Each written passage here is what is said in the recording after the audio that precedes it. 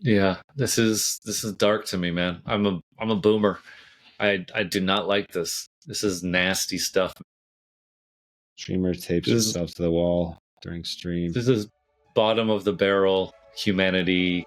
Hate it. Not a fan, So man. should we actually just be doing token narratives from the Pump.Fun platform?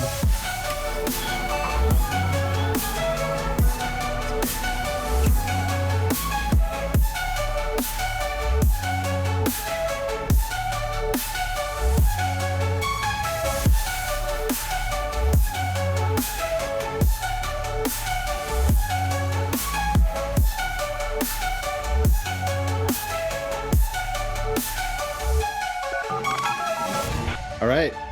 Welcome back to another episode of Token Narratives. This is the 71st consecutive episode without break. I'm Graham Stone, joined by news and research gigabrain David Sensel. Bitcoin's trading at around $117,000. Let's get into the gut check, David. What do you think?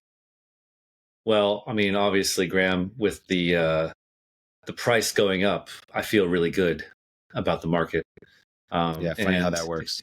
If you look at like crypto Twitter, which I think for the past week or two has been pretty bearish, right? People calling for the top, and some accounts that I follow being like, "Yep, this is something to be worried about. We got to pay attention to this."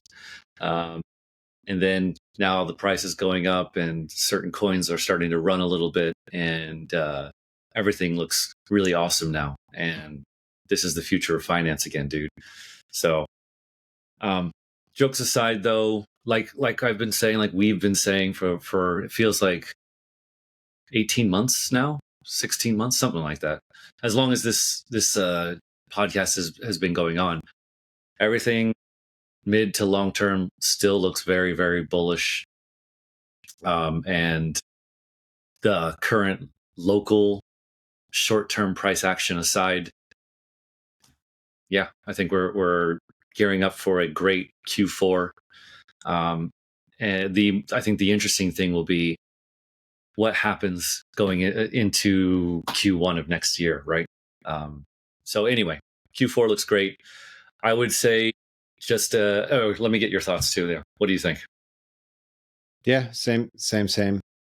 I keep hearing about like the global liquidity indexes, and we sort of everyone's pointing to around 6 months from now being give or take when this cycle will peak, but you have to keep your eye on it. Yeah, I mean, I think the global liquidity cycle is important, but it's also incredibly sensitive to governments, right?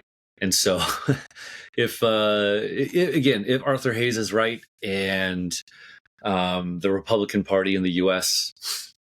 Kind of want to put its thumb on the scale to make sure that the economy is really, really awesome for next year and the next 2 years, frankly, you could see a waning liquidity cycle, right? Like it's starting to trend down. It can just get juiced up very easily by fiscal printing, which is way, way, way more powerful than the monetary printing, like quantitative easing. So again, I think you just have to kind of stay nimble, be aware of. Unfortunately, you have to be aware a little bit of politics now. You can't step outside of that. I think I said this in a newsletter, I don't know, about a month ago.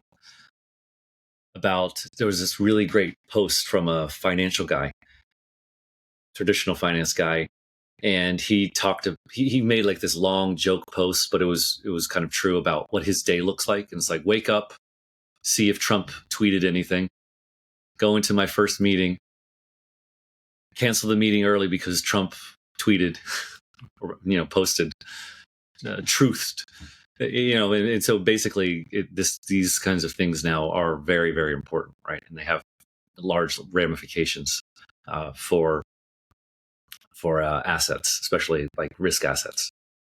Yeah. And speaking of government involvement, regulation. The SEC has greenlighted generic listing standards, which apparently means crypto ETFs are about to explode. Yeah. So up to this point, right, like the process was quite onerous. It was almost on a case by case basis, basically.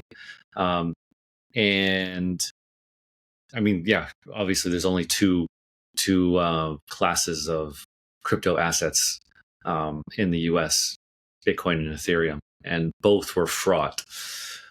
This apparently kind of paves the way for systematic listings. Yeah, Bloomberg ETF analyst James Seyfarth, he wrote, wow, the SEC has approved generic listing standards for commodity-based trust shares, aka includes crypto ETPs, that's exchange traded products. This is the crypto ETP framework we've been waiting for. Get ready for a wave of spot crypto ETP launches in coming weeks and months. So basically, it seems like you just need to have a futures contract trading on a regulated exchange for 6 months, and then you're basically rubber stamped to get a crypto ETF. It's pretty crazy, man. Especially when you consider like the past, I don't know, 4-5 years.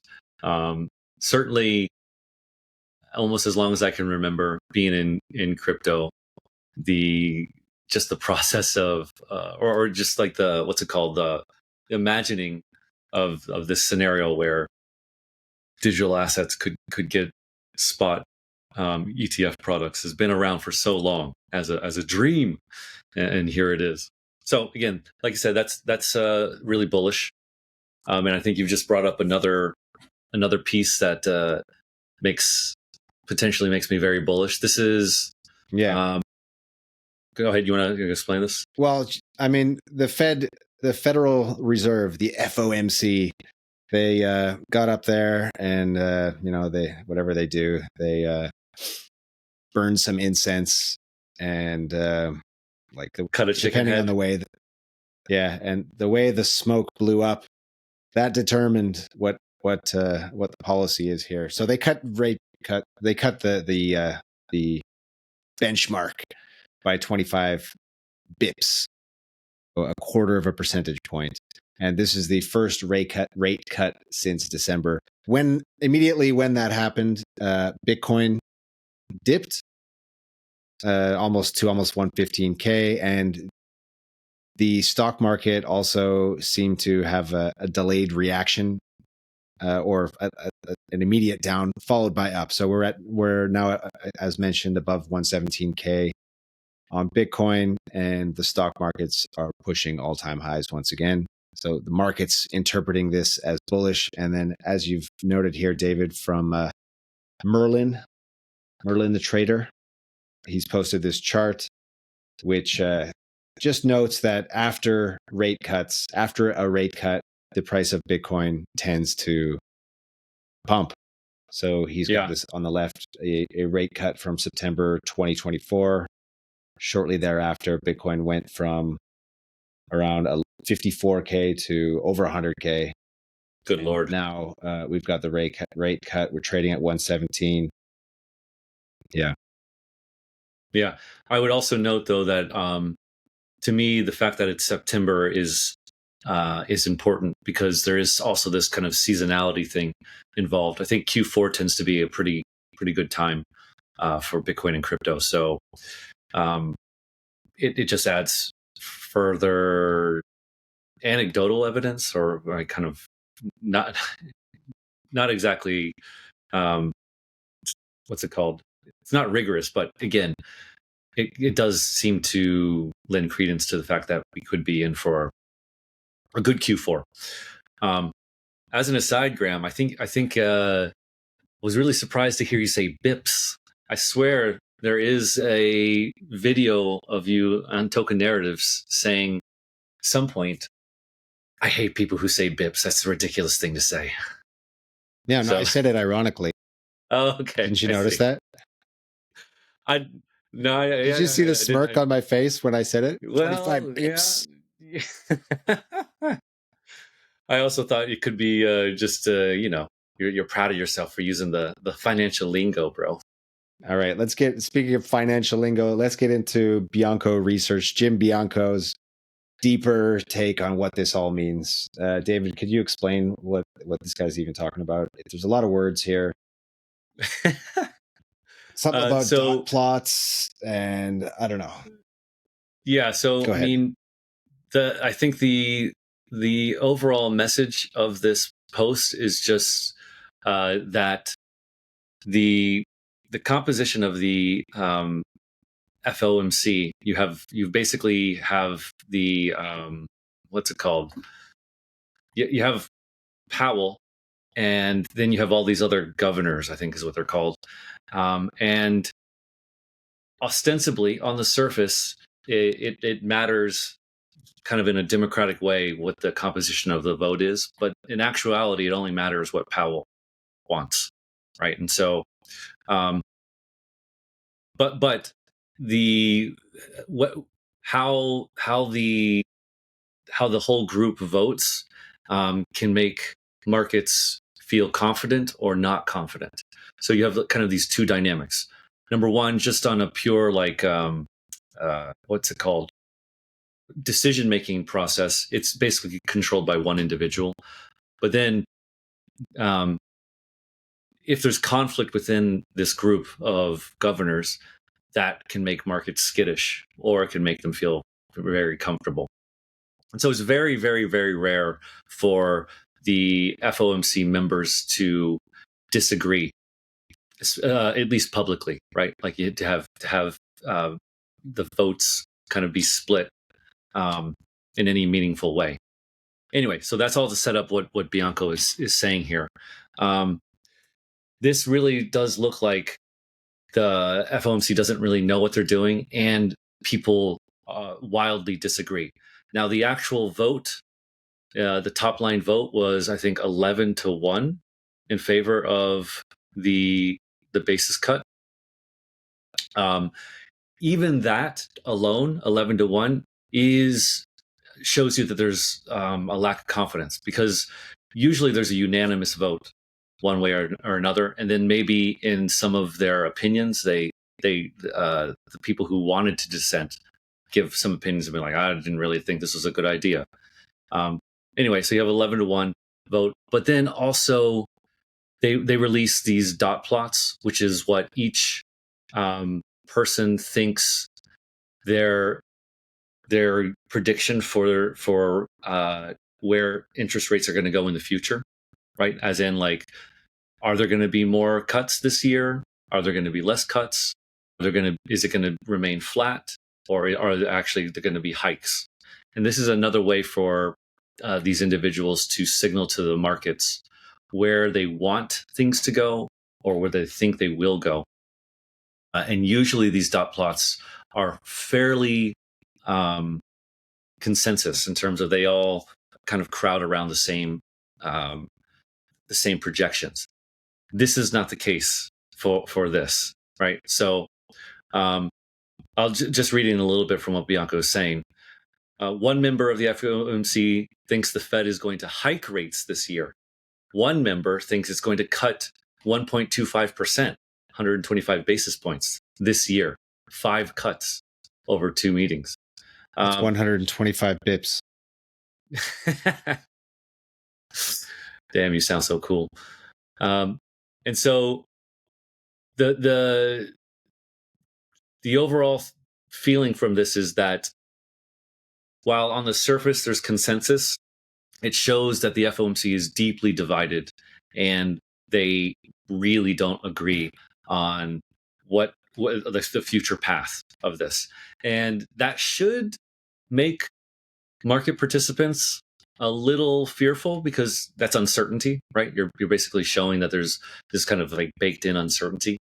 So that's one part. And then the other part is Powell using this term risk management, to describe why there was this cut. So I think it was at Jackson Hole, he said that we're going to be, what did he say? We're going to be data dependent. Data dependent, right? We're going to go back to being data dependent. Well, now, a short time later, we're talking about risk management, right? This is why we're doing this cut, risk management. and it's kind of again showing some inconsistency within the FOMC. They don't really know or aren't sure what's going to happen next. Again, this should make markets feel like there's less certainty. And risk management is kind of like a hand wavy thing. It doesn't really mean anything. It's seemingly, and so the Bianco thinks that this is basically Powell giving Trump what he wants, which is a rate cut. Powell doesn't think there's any good reason to have a rate cut, and so the reasoning he's providing is risk management, right? Which is just this kind of ambivalent term. And so that's again the overall message, I guess you could say. I haven't been very clear what this is. Just kind of uncertain. So maybe you could argue that Jay Powell is kind of signaling to his base, or like whatever, like, because he's anti-Trump, right? He's like, the whole thing is so politicized. He's kind of signaling that, yeah, I'm doing this, but it's only because Trump made me. Yeah, I mean, I think we talked right after Jackson Hole, and I honestly, you know what, I wasn't a Powell believer during the COVID times, because I thought he was not going to be able to do what it turns out he was able to do. But I really do think he is really, really good. And I am, what I think he's doing here is he wants there to be this consistency between himself and then the next chair. And so he could stick to his what he thinks markets, he could stick to what he thinks should be done, but then there isn't this kind of linear consistency with the next person. And so my guess is that having that kind of like transition is important, and maybe is having an impact on what he's doing. Yeah, I don't know. I mean, I'm so skeptical and cynical about this whole thing. Have you read or heard of the book Princes of the Yen by Richard Werner? Oh yeah, I got into this during COVID. I've seen like, I don't know, 10 hours of him speaking on this stuff. So this guy basically thinks that Jay Powell and kind of all heads of these types of bodies, whether it's like central banks or the FOMC, they are all basically captured. They're like kind of CIA assets. I think he would actually go that. He claims to have been threatened by the CIA for exposing that like these guys are all just like playing some kind of, I don't know, Illuminati game here. And basically Jay Powell, the only reason he's the head of the FOMC is because he has just from the start like played ball, done what the policy is, right? And I don't know, like, does this even matter anymore? No? Okay. Well, no, I mean, just Powell, I mean, for the past, since I was following Powell closely for the, what's it called, throughout the COVID crisis. And, you know, that whole thing, he had detractors on all sides, like all sides. So I don't know if he is being controlled, if he is just a pawn. That could be true, honestly. But then whoever's controlling him knows what they're doing, because there was no consensus, and he was catching criticism from everybody, even now, right? Like Trump has just been on him for like a year. So it could be the case that he's an asset or whatever, but then whoever is making those decisions has made really good decisions, I think. Either way, the market definitely reacts to whatever the Fed implies it's going to do or does do. And in this case, the market seems to be interpreting it as risk on.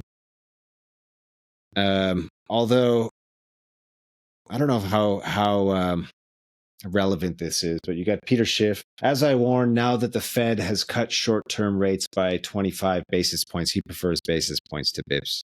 Long-term rates are rising. The yield on the 10-year Treasury is back to 4.14%. It was down to 4.02 the day prior to the rate cut. I think yields are headed back up to 5%, and the Fed's going to restart quantitative easing.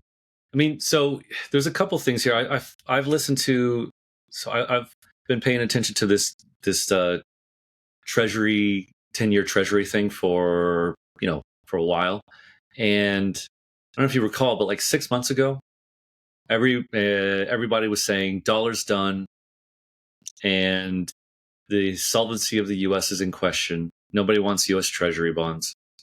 10 years going to 5% and 6%.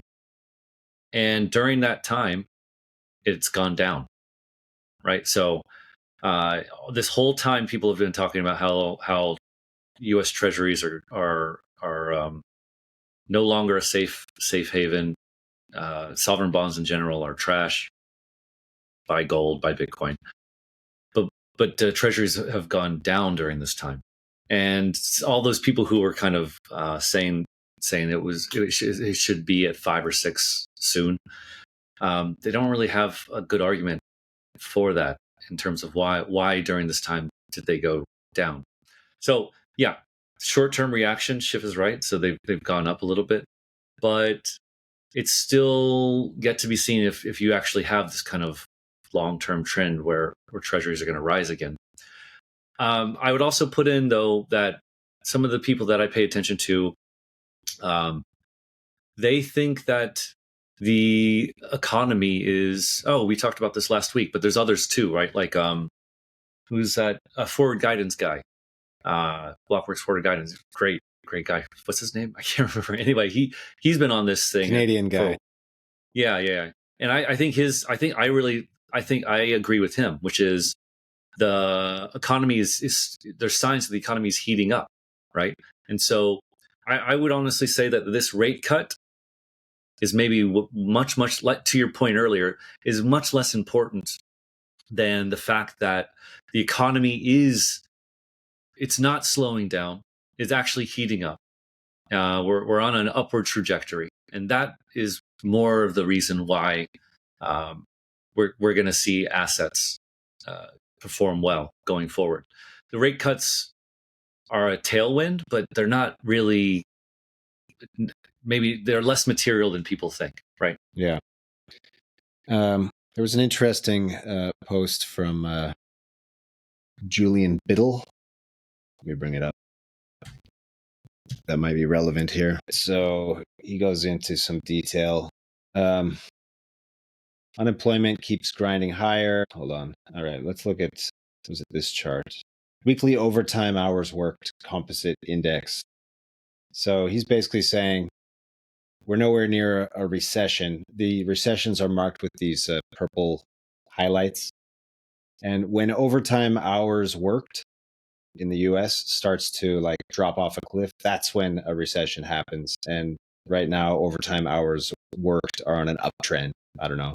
It's an interesting little data point. Yeah. So, I mean, the Fed, rate cuts. He also dropped in this chart, the GMI Bitcoin Cycle Top Finder, which so shows that currently Bitcoin is nowhere near the cycle top. You've got these like big peaks in 2021 and 2017, and we're like not even halfway.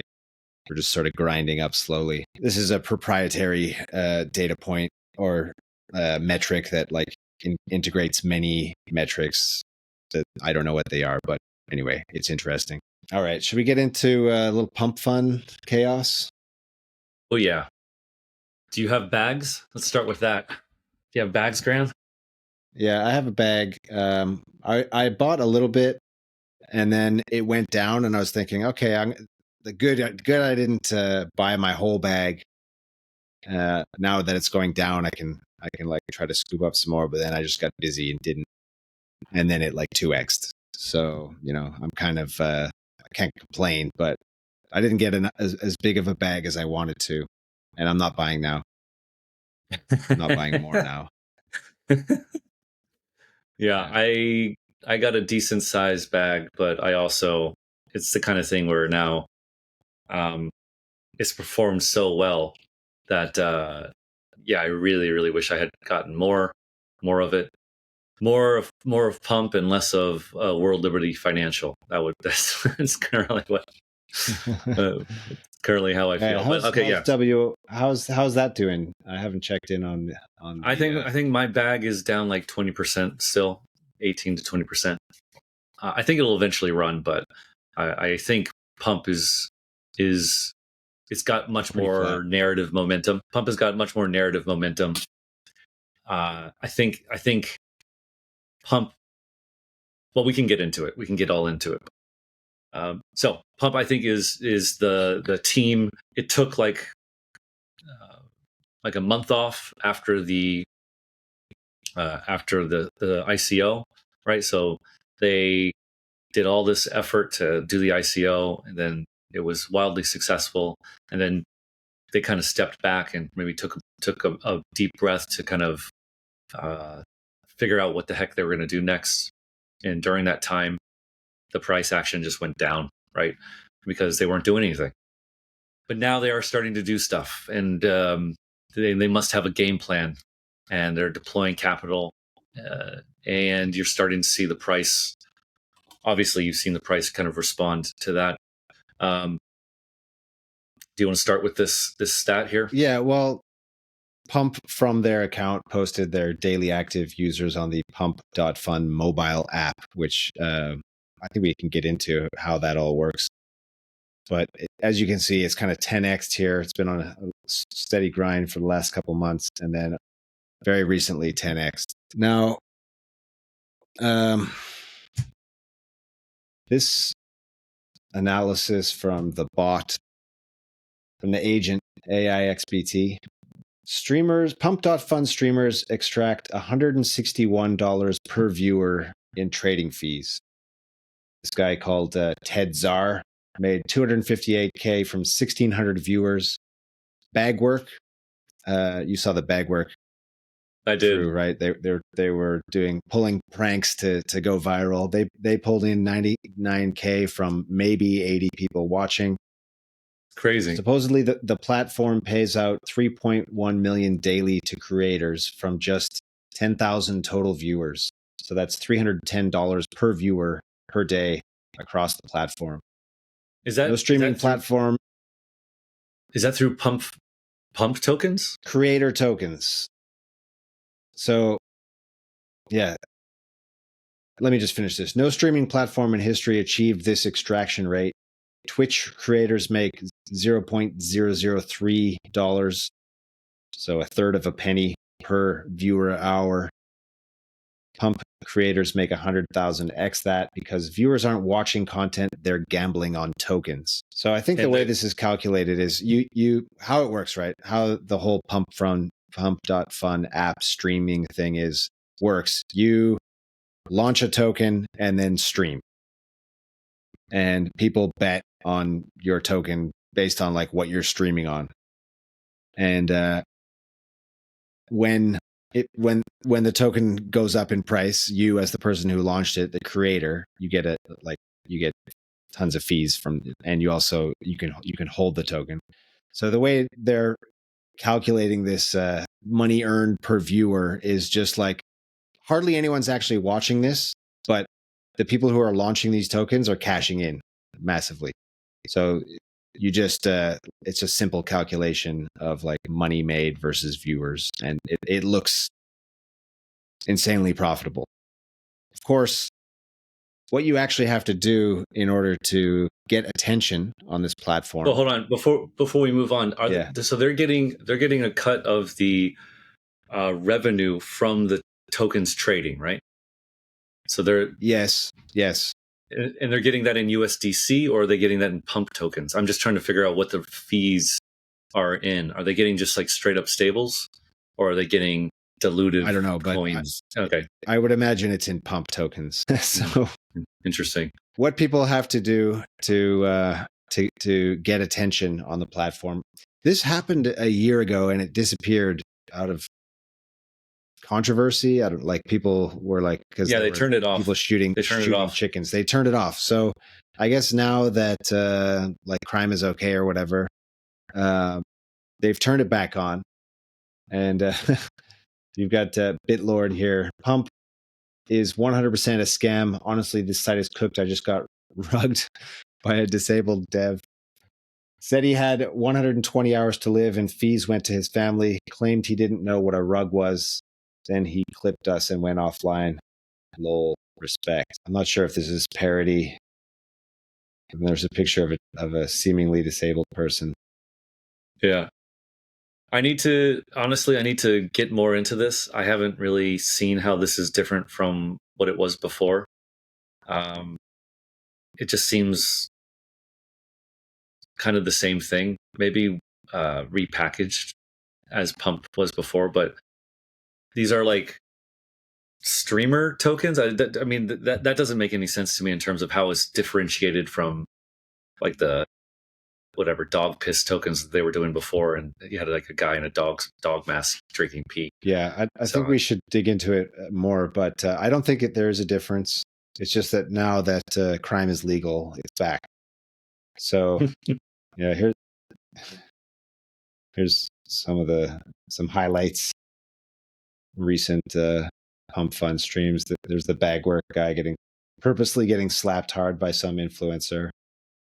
Guy jumping into a river, launching okay, this guy's back. Shitcoin. He launched shitcoin and promising not to leave leave the toilet until it hit 80K market, 80 million K. And he rugged back then. He apparently rugged again. Yeah, it goes on. Yeah, this is dark to me, man. I'm a boomer. I do not like this. This is nasty stuff. Streamer tapes himself to the wall during stream. This is bottom of the barrel humanity. Hate it. Not a fan, man. Should we actually just be doing token narratives from the PumpFun platform?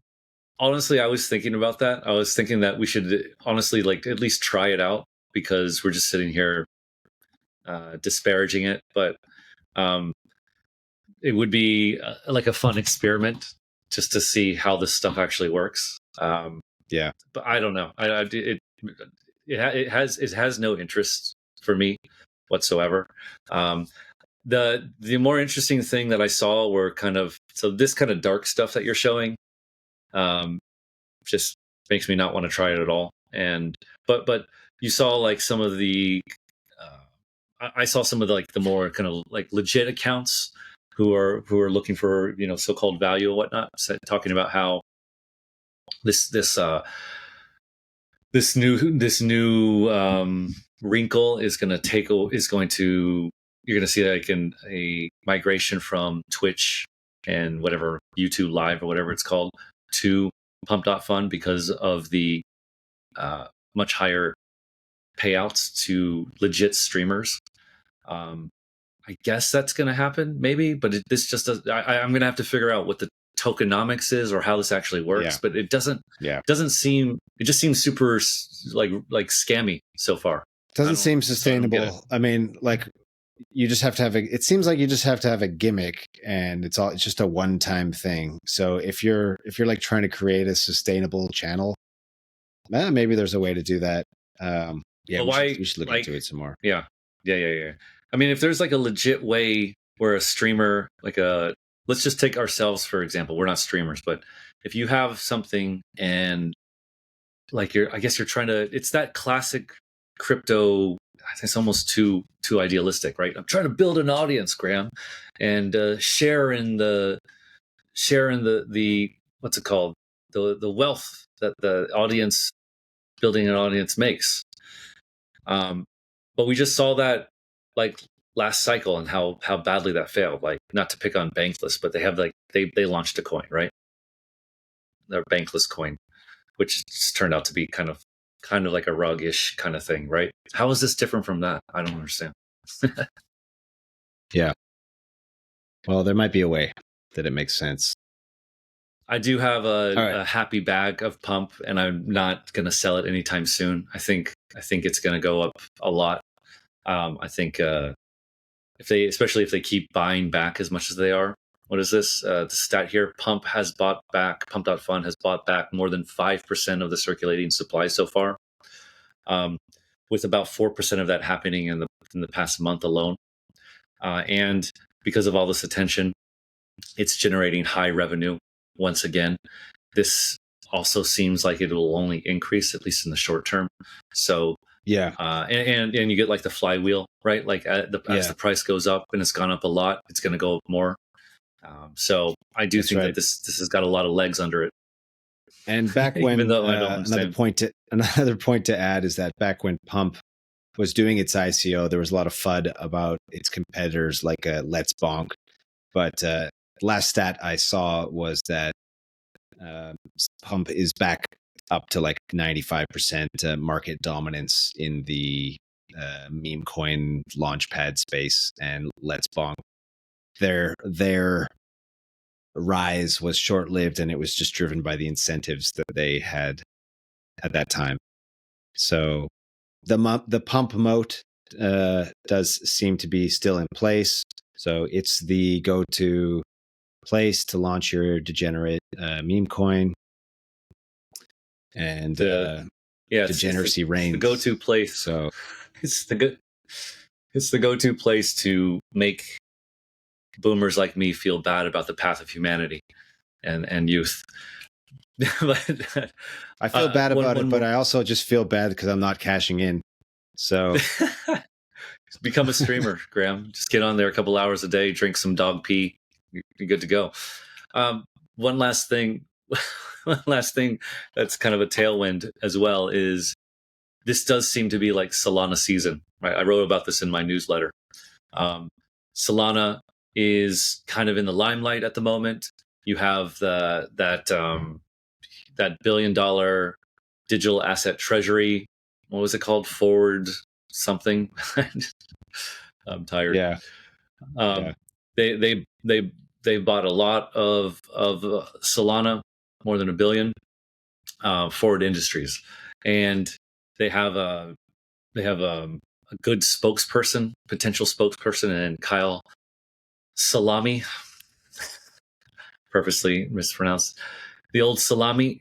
So maybe they have their Tom Lee now, and with this announcement of the ETF, kind of systematic ETFs now, Solana spot ETFs have got to be days away from launching in the US, right? Like it's maybe a week max, 2 weeks if that. But all of that seems to be um, you're going to see some good Solana price action, and then Pump being on Solana, definitely beta to that. So you could really see Pump do well here in the short to medium term. yeah. So the Sol chart looking pretty good, I guess. It's got to break through to a new all-time high, and then you could see a pretty decent price discovery move there. Oh yeah, yeah. I think that's going to be inevitable. I mean, you and I are very familiar with the Solana community. They are they really know how to support the Solana community. So I mean, I've already started to see it kind of uh, pick up on my timeline, right? The Solana cheerleading. So I imagine that once we hit all time highs and get into some price discovery, it'll only ramp up from there. And I'm all for it. I have soul bags. I know you have big soul bags too. Allegedly. Allegedly. All right, exactly. All right. But So yeah, all right, Pump. Yeah. So what about you guys want to talk about Gemini? We may not have time to get into all these things. Gemini or the ETH execute debate. the Which one do you ETH want to do execute debate first? is a fun one, but we can just mention the Gemini IPO, right? We're just in brief. You're seeing, as we've talked about before on this program, you're seeing the crypto darlings um, release traditional financial equity products, stocks, and Gemini is like the latest one that they launched, and they have, I think, done pretty well, especially if you've kind of were an insider, right? The IPO was heavily oversubscribed, so lots of investor interest on that side, and the price action apparently has been kind of volatile to now, but I think anyone who got in early, especially in the insider rounds, they're happy with it. And this is it's a trend. We have, what is it? Bullish went earlier, Circle, Gemini now. 2026, I think you're just going to see a deluge of crypto companies IPO, right? Yeah. Speaking of people cashing in, did you want to comment on the rumors around the exploration of a base token, a token for the Coinbase Yeah, chain I mean, base? yeah. So it's kind of like if it's not a cliche, it should be. But in crypto, the line of just like vociferously denying that you're going to have a token over and over again, not going to have a token. In Base's case, their reason was because we're Ethereum aligned, Graham. We're going to use ETH. We want ETH to do well, and if ETH does well, then Base does really well. So got to have that Ethereum alignment. After all, we're an Ethereum L2. By the way, they've also said we're going to always be an L2. We're always going to be an L2. Yeah, I don't think anyone actually believed that they wouldn't launch a token. I think from the minute the Base chain was launched, everyone just assumed that a token was coming and that any denials were just posturing. Well, so now sure they're enough, exploring it. Yeah. And obviously, Ethereum people are upset about that. But what are you going to do? They're going to have a token. And, honestly, why would they even stay in L2? They're, no. We'll see about that. All right. Well, let's not speculate too much on it. I was getting, my next question was going to be, is it a buy when the base token launches? But then you have to look. There's going to be a lot of factors to look at, like what the allocation is, what they talk about in terms of what the actual utility for the token is, which I can't really fathom what it could be used for. No utility. I mean, they could do like the smart play to do would be jump on the narrative revenue bandwagon and guarantee that some percentage of network fees or something like that goes to buying back and burning the token, right? So you jump on the revenue narrative. Yeah. So yeah, potentially that is a buy, I think, just because of how massive Coinbase is and their distribution and their, quite frankly, their history of like excellent execution. So you have to look at the details of the tokenomics and how the whole thing's set up, but probably there's just going to be so much hype about it that I think that probably would. And how is it valued when they are like, what is the pre-market? Yeah, that's all those things are factors. But I've heard people say that if this thing were to launch today, it would probably be 10, 20 billion market cap from day one. Yeah. And I mean, that the last point I think is the most important is what do they launch what do they launch it at? Right? Like if it's at like 10 billion, I think I would have a hard time buying that. Whatever the token price at 10 billion, I don't think I would participate. But all right. So Base is going to be having a token. Is that undeniably bearish for Ethereum? Well, I mean, that was the funny thing to see the contortions on the timeline from Ethereum people making it so that it was either not very bearish, neutral, or bullish. So I personally think it's to me it's almost like neutral to slightly bearish, because every other L2 basically has a token, and so that's kind of the standard, the normal thing to do. So I don't think I think it would be hard to say that it's overly bearish, right? Because Yeah. it's already what we do. What do you think? Yeah, I don't really have anything profound to say there. What you said makes sense, but I do want to keep dunking on Ethereum. So let's talk about the validator exit queue swelling 188% since mid-August. So okay, what is the so when you stake Ethereum, when you go to unstake it, there's a queue. And there's like the way the system is set up, it's only they're only allowed to unstake a certain amount per day. Is that it, or per epoch? Yeah. So I mean, it's per epic, but what that means is what you just said, right? Like basically per day, there's a top amount, right? There's a they call it a churn limit Yeah. of potential unstaking that can occur. So if a lot of people put in the bid, or put in the order to unstake as of their 32 Ethereum, it takes if there's a lot of people doing that, it just takes longer. And right now it's, what is it, weeks, 6 weeks it takes? 45 days. 45. So if you want to days. unstake your Ethereum, you got to wait 45 days. That's how big the queue is right now. A big part of this is tied to the security issue relating to Kiln Finance, which is a staking platform. And they suffered a $41 million hack involving Solana. I don't know how the hack was supposedly something on Solana, but like, just to be sure, they stopped everything on their Ethereum and they started withdrawing.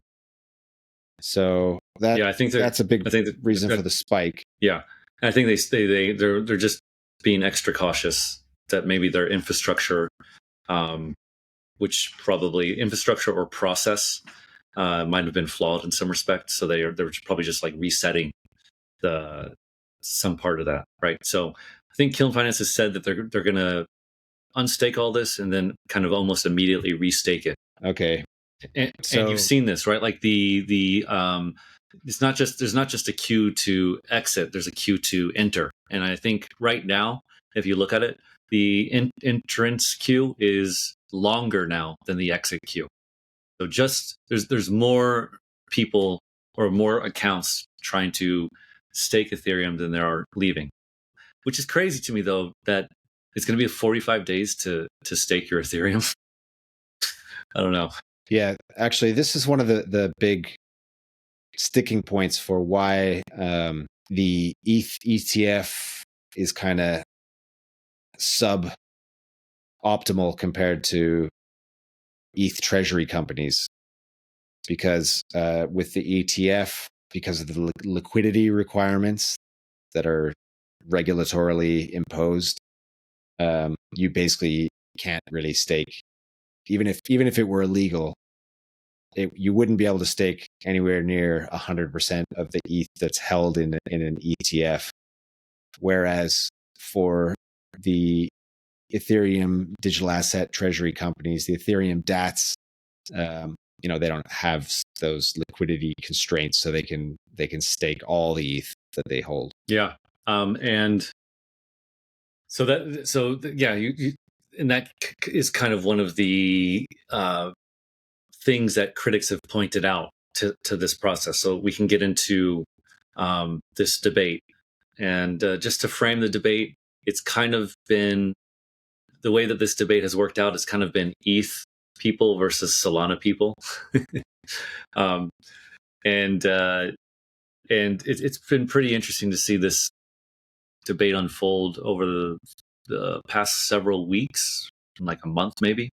But now it's getting to the point where I feel like it was reasonably constructive at the beginning, but now we've gotten to the point where it's just kind of like tribal, right? It's just like if you are pro ETH, then you're pro this kind of exit queue, the status quo, and if you're from Solana, you're against this and say that it's a problem.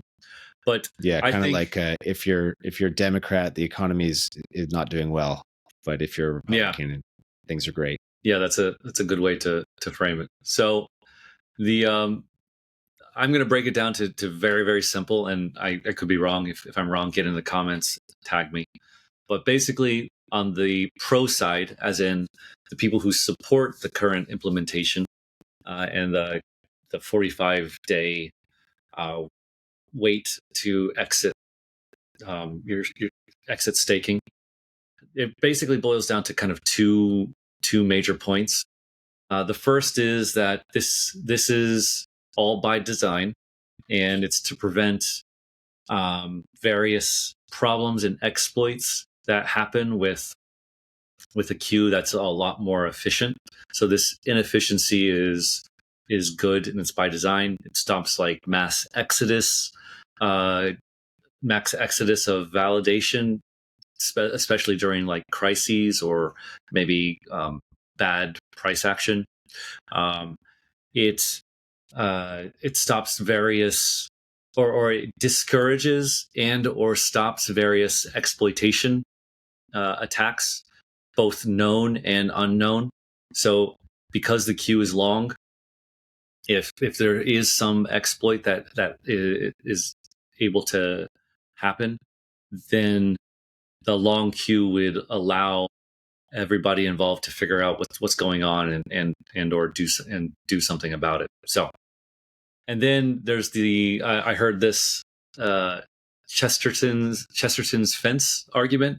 Chesterton's fence basically is this kind of way of thinking.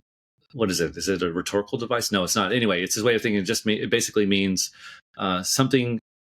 Before you tear down or destroy something, you need to make sure you fully understand what it's there for, because it could be doing something that you don't really understand.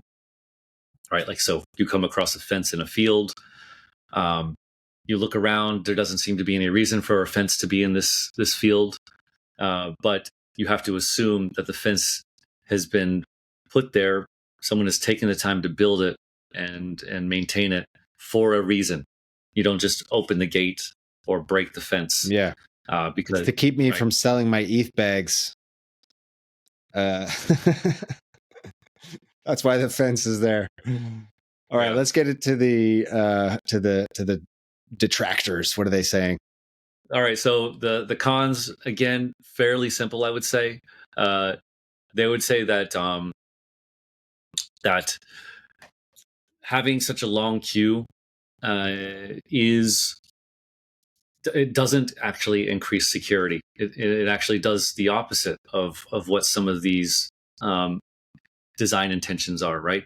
Because if there's a long enough exit queue, it creates more panic or contagion, right? Because you don't want to be in the latter part of the queue.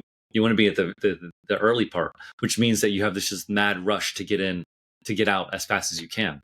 And so you don't, maybe when there is a problem or you think there's going to be a potential problem, you don't take the time to actually make a deliberate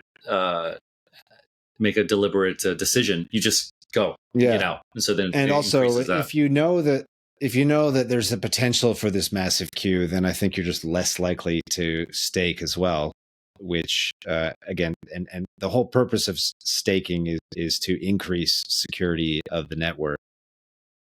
By having this constraint, it might actually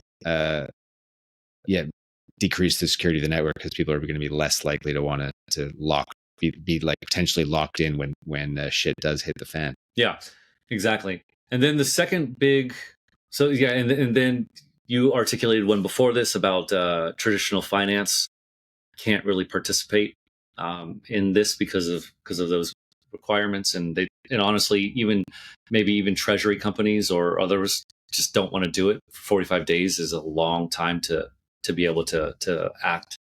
And then the last thing is this initial design was well intentioned and it's doing what it's supposed to, but it's suboptimal, as in it can be improved. This is not to say that you need to abandon the whole design and scrap it, but just that there are improvements that can be made on it that can retain all the positive things that it currently does, but also mitigate some of these other problems, which are too long of wait times, right? So, for example, you could have like a logarithmic queue where at the very beginning it ramps up quickly to some setish time. So maybe up to like, I don't know, 15 days or something like that. So it could be 0 and then quickly ramps up to 15 days or whatever limit you want. But then it kind of stays at 15 and then the queue just opens up, and anything at 15 just you all get out at the same time, kind of thing. You know what I'm talking about? Yeah, So that makes sense. yeah. So anyway, those are the two sides of the debate. Graham, where do you fall? I don't understand why it's important. I don't understand enough why it's important to like have a serious opinion on how it should actually be designed. But I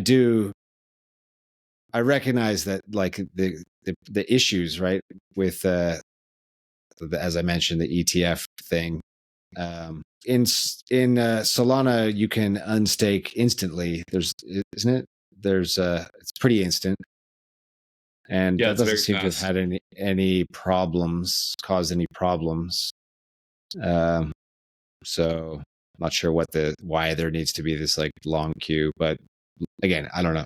I don't know what the security constraints actually are. Yeah, I mean, the funny thing is about this debate, which here's a debate that we can have, a meta debate, is basically you had a lot of people on the Ethereum side saying, um, shut up, stay in your lane. You're not smart enough or know enough about the protocol and about decentralization to have an opinion. So your opinion doesn't matter.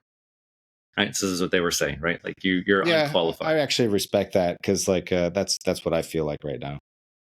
Yeah. But then I'm you not. have, Yeah, then it was funny because you have that. And then like, so I'm not going to pull out any names or anything like that, but Sassel, this is Ethereum guy. So he said this stuff like, oh, you don't know what you're talking about. We're trying to improve it. We have this EIP to do that. Max Resnick, you need to shut up. And then yeah, but Max was Sassol's like, not a developer anyway. yeah, I Go mean, on. Yeah. well, and then Max Resnick was like, he was like, LOL, the EIP that you just sourced before saying that I don't know what I'm talking about. I co-wrote the white paper behind that EIP Yeah, before I exactly. left. But he was like, before I left for Solana, right? Because he used to work for, I think, the Ethereum Yeah. Foundation. He was like, and then he linked to the paper, and sure enough, his name is, there's 3 names for the white paper, and he's on it. So he's like, I do know what Yeah. I'm talking about. What the hell is Yeah. what kind of argumentation is this? My point is that I think what you're saying is true, but then you have like this kind of gatekeeping mechanism, so then you can't Yeah. really have debates, right? Like I think it's like, it's also like that. It's the meme, the mid curve meme, right? Yeah. Maybe you're a mouth breathing idiot on this subject. I would put myself there, but you're also probably right. Like 45 days too long. Mid curve is like, you don't Exactly. understand. You don't understand. This is how we get real decentralization. You're not a dev, so it's beyond your comprehension. And then the devs on the Yeah. the super smart people are like, 45 days is too long. Yeah. Exactly. Something like that. Even idiots can have a very a point. All right. I thought this debate was funny, and I think both sides have a lot of good points. But it became, the funny thing is, at the end of this week, the debate just boiled down to Ethereum is more decentralized than Solana, so shut up, Solana. And Solana was like, no, we're actually the real decentralized um, protocol, because people actually use us to do decentralized stuff. And Ethereum is not decentralized because all the activity is on Base. LOL, not decentralized at all. And so you just kind of boils down to this kind of I'm more decentralized than you mudslinging contest, which I thought was funny. Yeah. Typical tribalism in the crypto space. Yeah, So, pretty all right, you want to hilarious. wrap it up there, David? Yeah. Let's do it. All right. Give So, a shout yeah, out to what thanks we're doing again. next week. Yeah, thanks, David, for your insights. I'm looking forward to debating with you in the flesh, discussing with you in the flesh, and interviewing a bunch of, quite frankly, high-level figures in the Bitcoin and crypto space next week at Korea Blockchain Week, where we'll be broadcasting live for 2 days, starting Tuesday. 23rd, yeah. Yeah, Tuesday and September Wednesday next 23rd. week, Korea time. So that's, if you're in the US, it's Monday night. We've got a bunch of prizes. We're giving away $2,000 of I thought it was Bitcoin. 1,000. We gave nice. We doubled it. We doubled it to 2,000 of Bitcoin. That's threshold Bitcoin TBTC, which is like a Bitcoin on Ethereum and other chains. And we're giving away that to the top commenters in the live stream. As determined by us. As determined by us, commenters and questioners. So, don't hold back. Like you can make, these guys don't know what they're talking about. That could be the winning comment. So maybe the message could be, you don't know what you're talking about, but please say it in a more eloquent or interesting way. Yes, have a good reason for why. Exactly. Yeah, I think there have been comments about token narratives before that have been like, you guys are robots or something like that, or talking about haircuts. Yeah. I mean, all of that stuff is fun. Yeah. So, we got that giveaway. We're also going to be giving away some golden tickets where we're just going to be flashing them on the camera. And you can scan the tickets with your Bitcoin.com wallet app and instantly claim some Bitcoin. We got 100 of those or something where we're giving away over the 2 More days. Than 100, yeah. So looking forward to it. And have a great week, everyone. Out.